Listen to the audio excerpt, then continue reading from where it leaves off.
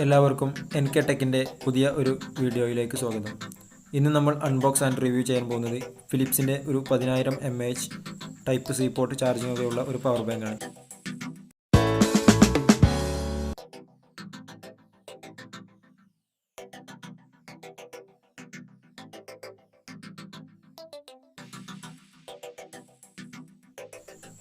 ഇത് ഞാൻ പർച്ചേസ് ചെയ്തത് ഫ്ലിപ്കാർട്ടിൽ നിന്നാണ്.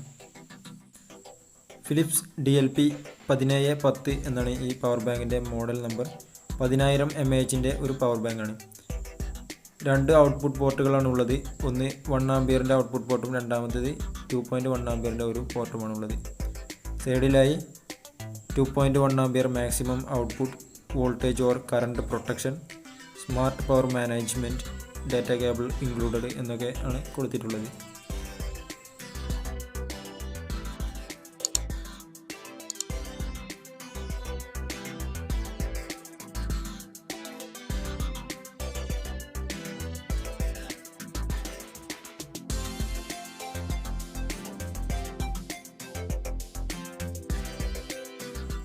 ബോക്സ് ഓപ്പൺ ചെയ്യുമ്പോൾ ഒരു മൈക്രോ USB കേബിൾ മാത്രമാണ് കാണുന്നത്.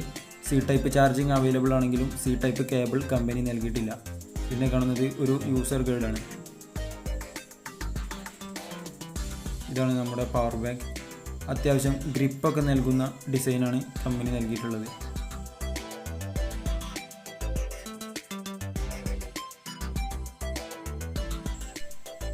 മുകൾ ഭാഗത്തായിട്ടാണ് ചാർജിംഗ് പോർട്ടുകൾ കൊടുത്തിട്ടുള്ളത്. ആദ്യം തന്നെ ഒരു Type-C ഇൻപുട്ട് പോർട്ടും 1 ആംപിയറിൻ്റെ ഒരു USB ഔട്ടും 2.1 ആംപിയറിൻ്റെ മറ്റൊരു ഔട്ടും ഒരു മൈക്രോ ഇൻപുട്ടുമാണ് കൊടുത്തിട്ടുള്ളത്.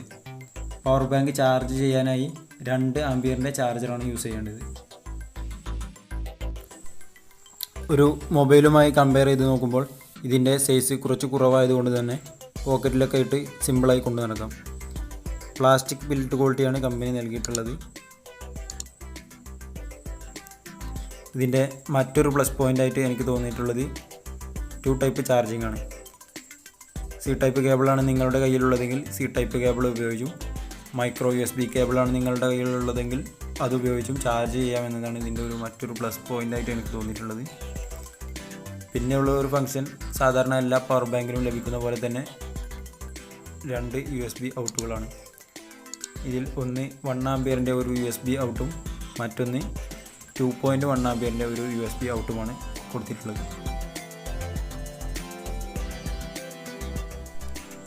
3000 mAh കപ്പാസിറ്റിയുള്ള മൊബൈൽ ഫോൺ 3 പ്രാവശ്യവും 4000 mAh കപ്പാസിറ്റിയുള്ള ഫോണാണെങ്കിൽ 2 പ്രാവശ്യവും ഫുൾ ചാർജ് ചെയ്യാൻ മാത്രമേ ഈ പവർ ബാങ്ക് കൊണ്ട് സാധിക്കുകയുള്ളൂ.